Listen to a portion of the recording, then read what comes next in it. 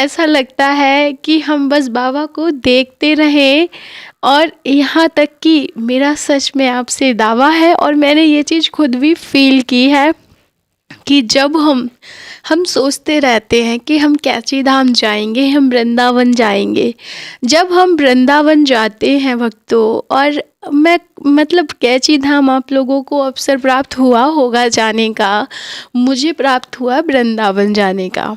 तो मैं वृंदावन जब जा रही थी तो मैंने रास्ते में सोचा था कि मैं जब बाबा के पास जाऊंगी, बाबा के समाधि स्थल पर जाऊंगी, बाबा के आश्रम में जाऊंगी, बाबा से ये कहूँगी, बाबा से वो कहूँगी, पता नहीं क्या क्या। लेकिन जब मैं वहाँ गई भक्तों, तो मैं सब कुछ भूल गई कि मुझे क्या क्या कहना था, क्या क्या बाबा से मांगना था, मैं सब भूल गई। मुझे कुछ भी याद नहीं रहा, सीरियसली यकीन मानिए आप, मुझे कुछ भी याद नहीं रहा। मैं बस बाबा की मनमोहक रूप को देखती ही रही और बस राम राम जपती रही। मुझे नहीं पता, जब मैं वहाँ से आ गई तब मुझे याद आया कि मुझे तो मांगना था बाबा से। मैं अपनी लिस्ट बना करके लेके गई थी, सीरियसली।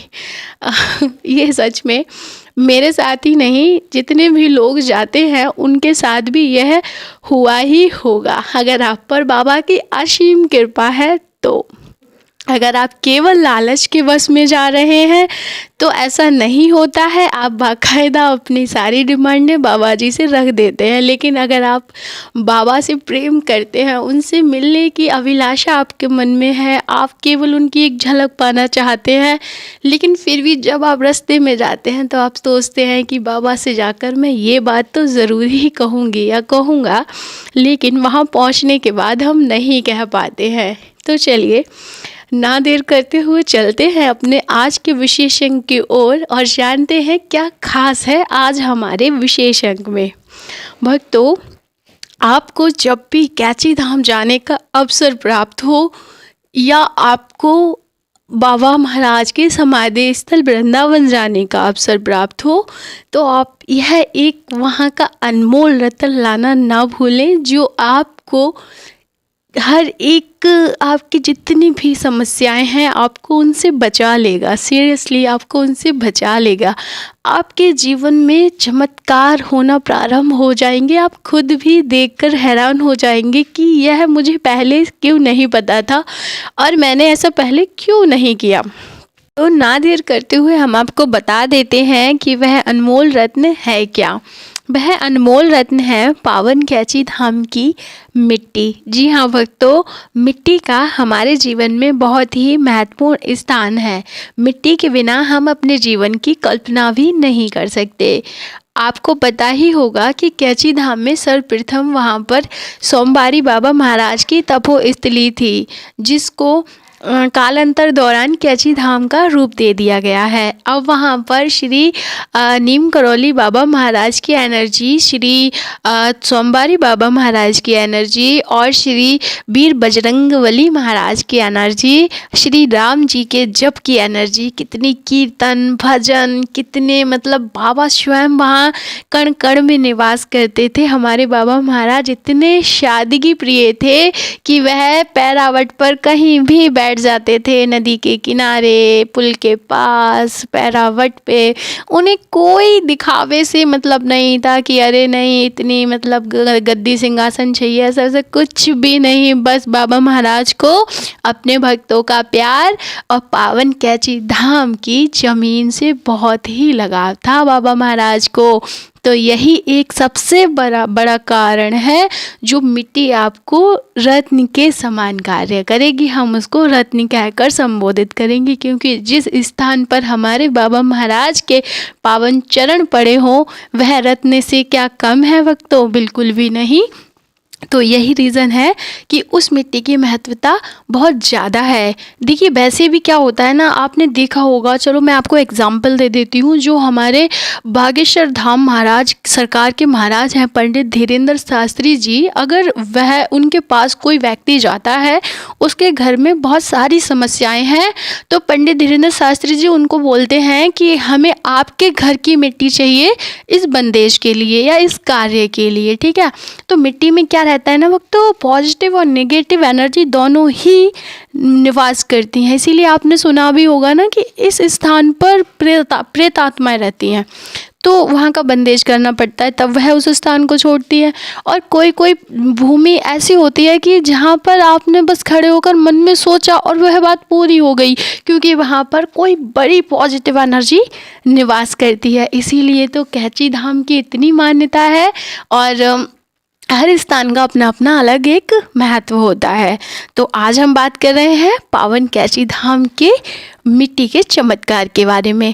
भक्तों, अब आपने जान लिया कि वह मिट्टी क्यों चमत्कारी है। अब आपको यह जान लेना है कि आप उसको लाकर कैसे उसका यूज़ करेंगे।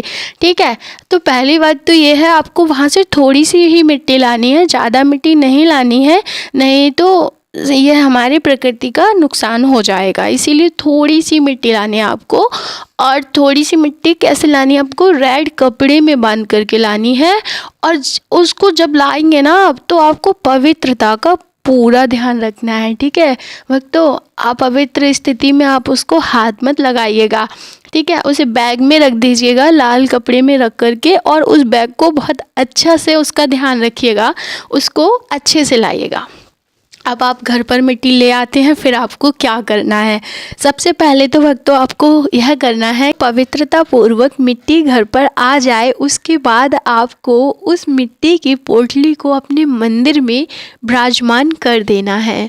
उसके बाद अब आप जानिए कि उसके उपाय आप क्या क्या कर सकते हैं। सर्वप्रथम तो आपको एक लाल रंग का कपड़ा लेना है, उसे चारों तरफ से सिलकर गद्दे का रूप दे दें, और उसमें एक चुटकी मिट्टी अंदर डाल दें। बस एक चुटकी, ज़्यादा नहीं, क्योंकि आप थोड़ी सी ही तो मिट्टी लाए हैं। तो एक चुटकी मिट्टी आपको उस कपड़े के अंदर डालकर चारों तरफ से सिलकर एक आसन तैयार कर लेना है। वह आसन बाबा नीम करौली महाराज जो आपके मंदिर में विराजमान है, उनके नीचे बिछाकर उसके ऊपर एक सुंदर सा आसन बिछाकर बाबा महाराज को विराजमान करें, और बाबा महाराज से प्रार्थना करें कि हे बाबा महाराज, आज से आप मेरे सारे संकटों को हर लेना, और आप मेरे यहाँ ऐसे विराजमान होना जैसे आप श्री कैची धाम में विराजमान हैं। ऐसी प्रार्थना करने के बाद अब आप उसके और उपाय जान लीजिए कि क्या क्या उपाय आप उसके कर सकते हैं। और दूसरा उपाय उसका आप ये करेंगे, जब आपने ऐसे बाबा महाराज को विराजमान कर लिया, उसके बाद आपको करना ये है भक्तों कि जब भी आपके घर का कोई भी बच्चा या कोई भी व्यक्ति एग्ज़ाम देने जा रहा है, आपकी जो मिट्टी थोड़ी सी बची हुई है, जो बाबा महाराज के पास ही रखी है, डिब्बे में अलग रखनी है, एक चुटकी तो हमने आसन में डाल दी, बाकी जो बची हुई है उस मिट्टी को बाबा महाराज के पास ही रखना है, और उसका प्रतिदिन पूजन भी करना है। ठीक है भक्तों, और फिर आपको क्या करना है, उस मिट्टी का हल्का सा टीका लगा देना है जो भी एग्ज़ाम देने जा रहा है उसके लिए। उसका दूसरा यूज है भक्तों कि अगर कोई केस के लिए जा रहे हो आप, कोई कहीं मतलब आपको कचहरी जाने का काम है, तो आप करेंगे कि आप वहाँ से थोड़ी सी मिट्टी लेकर के टीका लगाकर आप चले जाएंगे। देखना आपका काम कितना अच्छा बन जाएगा। उसका तीसरा यूज है भक्तों, अगर आपके घर में कोई भी व्यक्ति बीमार है तो आप उसका छोटा सा टीका उसके माथे पर लगा दें गंगा जल में मिला करके, तो उससे कहें कि अब आप राम नाम का जाप करो, जय श्री राम जय नीम करौली बाबा महाराज, जय श्री राम जय नीम करौली बाबा महाराज। ऐसे आप राम नाम जपें। देखना आपको बहुत ही जल्दी राहत मिलेगी आपकी बीमारी में। और इसका और एक उपाय है, मतलब सबसे बड़ा उपाय यही है, जब भी आपको ऐसा फील हो कि आपका कोई एग्जामिनेशन है, आपको लगे काम हो पाएगा कि नहीं हो पाएगा, तब बाबा महाराज जी से प्रार्थना करेंगे कि बाबा महाराज जी, हम इस काम के लिए जा रहे हैं, आप मेरे साथ चलिएगा, और वहाँ की थोड़ी सी मिट्टी आप वहाँ से बाबा के पास से लेकर के अपने माथे पर टीका लगा लीजिए। आप देखिए आपका वह काम बन जाएगा। उसका चौथा उपाय भक्तों ये है कि अगर आपको लगता है कि आपके घर में नज़र लगी है या नेगेटिव एनर्जी एंट्री कर रही है आपके घर में, तो आपको क्या करना है, यह सबसे महत्वपूर्ण उपाय है। आपको क्या करना है कि आपको 7 लौंग के जोड़े लेने हैं या 5 लेने हैं। आपके घर में जहाँ माता रानी विराजमान है, शेरा वाली माता, मंदिर में बाबा महाराज जी के साथ वहाँ पर माता के चरणों में आपको वह लौंग रख देनी है, 7 जोड़े या 5 जोड़े। और फिर आपको उसी लौंगों के साथ आपको थोड़ा सा सिंदूर भी रखना है पेपर में माता रानी के चरणों में। फिर आपको वह रखे रहने देना है। जैसे आपने शाम को पूजा की तो आप शाम को रख दीजिएगा, या फिर आपको सुबह पूजा करनी है, जिस दिन आप यह कार्य करेंगे सुबह आपको पूजा करनी है। सुबह आप लौंग के जोड़े और सिंदूर माता रानी के चरणों में रखकर छोड़ देंगे। फिर आपको शाम को जब आप पूजा करेंगे तब आपको पूजा आपकी जब संपन्न हो जाए, उसके बाद आपको क्या करना है कि एक कटोरी लेनी है। कटोरी में आपको कपूर लेना है। कपूर में आपको वह जो लौंग का जोड़ा माता रानी के चरणों में रखा है, केवल लौंग के जोड़े उठाने हैं, सिंदूर रखा रहने देना है। उन लौंग के जोड़ों को आपको उस कटोरी में कपूर के साथ जला लेना है। अच्छे से ज़्यादा सा कपूर डालिए जिससे वह जोड़े आराम से जल पाएँ। जलने के बाद जब वह राख का रूप धारण कर ले तब आपको क्या करना है, एक और पात्र में, शुद्ध पात्र में, शुद्ध बर्तन में उस राख को ले लेना है और उसमें जो माता रानी के चरणों में सिंदूर रखा है वह सिंदूर उसमें मिला देना है। मिलाने के बाद आपको थोड़ी सी छोटी सी मिट्टी की एक चुटकी लेकर के उसमें ऐड कर देनी है। फिर वो सारी चीज़ों को मिला करके, ठीक है भक्तों, आपको क्या करना है कि आपके जितने भी दरवाजे हों, ठीक है, दरवाजे के ऊपर लाइन खींच दें। आप जहाँ सोते हो, आपको जो बेडरूम हो, आपके बेडरूम के आसपास जितने भी विंडो या दरवाजे या छोटा विंडो, सब पर आपको ऐसे लाइन खींच देनी है जैसे कोई उसको क्रॉस ना कर पाए, ठीक है। पूरा बंद कर देना है, नीचे लाइन खींचनी है, ऊपर मत खींचिएगा, नीचे ही खींचिएगा, क्योंकि जो बंदेज होता है वो नीचे से ही होता है। आप ये करेंगे। फिर ऐसा करने के बाद आपको, अगर वहाँ वैसे तो बचेगी नहीं क्योंकि 7 जोड़े जलाएंगे तो कम ही रखिया इकट्ठी होगी, तो आपको कोई नहीं, आपको लगा देना है। फिर माता रानी को प्रणाम कर लेना है, बाबा महाराज को प्रणाम कर लेना है और सो जाना है। अगर आप जग भी रहे हैं तो कोई बात नहीं। अगर आपको देखना कितनी भी बड़ी से बड़ी नेगेटिव एनर्जी होगी आपके घर में नहीं घुस पाएगी। और ऐसा हो सकता है अगर ज़्यादा बड़ी नेगेटिव एनर्जी होगी ना तो आपको छोटी सी प्रॉब्लम होगी, थोड़ी सी प्रॉब्लम होगी, जैसे आपको थोड़ा पेट में दर्द हो सकता है या थोड़ा सिर में दर्द हो सकता है, तो आप घबराइएगा मत। आप श्री राम राम का जाप करिएगा और श्री वीर बजरंगबली महाराज की चालीसा पढ़ लीजिएगा अगर आपके साथ ऐसी छोटी मोटी समस्याएं होती हैं। क्योंकि देखिए, जब भी सकारात्मक चीज़ नकारात्मक को परेशान करती है तो वह अपना उपद्रव थोड़ा बहुत मचाती हैं, तो आप वहाँ घबराइएगा नहीं। आपके मन में ऐसा विचार आएगा कि आप इस लाइन को मिटा दें, परंतु आप ऐसा मत करना क्योंकि वह सही नहीं होगा। आप उस थोड़ी सी पीड़ा को सहन कर लेना, हनुमान चालीसा पढ़ना, श्री राम नाम का जाप करना, माता रानी को याद करना, आपको वह समस्या थोड़ी ही देर में ख़त्म हो जाएगी और वह नेगेटिव एनर्जी आपके घर में कभी भी एंट्री नहीं कर पाएगी। और यह चीज़ रिन्यूअल करते रहना है आपको, ठीक है भक्तों, करते रहते एनर्जी, और कोई भी बुरी नज़र, काली नज़र नहीं आएगी। यह 100% सच है, इसीलिए मैंने आज यह वीडियो बनाया है। आपने देखा कि मेरे कुछ दिनों से वीडियो बिल्कुल भी नहीं आ रहे थे क्योंकि मेरी तबीयत ठीक नहीं चल रही थी। तो मैंने कल रात में बाबा महाराज को बहुत ज़्यादा याद किया कि बाबा महाराज मेरी तबीयत बिल्कुल भी ठीक नहीं है, मुझे फ़ीवर था। तो फिर उस दिन फिर शाम को ऐसे बाबा महाराज आए थे, उन्होंने मुझे बताया, तो फिर मैंने सोचा मैं आप लोगों के साथ भी शेयर कर दूं। तो यह एक सत्य बात है।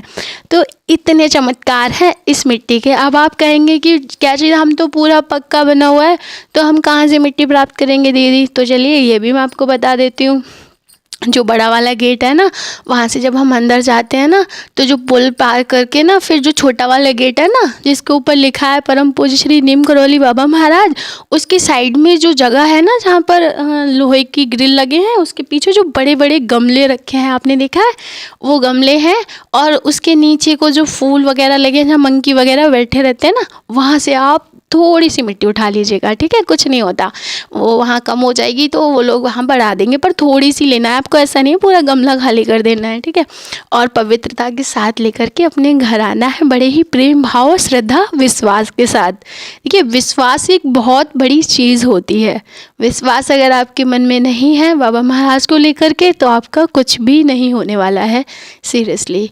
तो यह था आज का विशेषण। अच्छा लगे तो प्लीज़ वीडियो को लाइक करना, और अगर आपका आपका कोई भी प्रश्न हो तो कमेंट बॉक्स में ज़रूर लिखना, और अगर प्रश्न ना हो तो जय श्री राम और जय नीम करौली बाबा महाराज ज़रूर लिखना। मिलेंगे नेक्स्ट वीडियो में, तब तक के लिए जय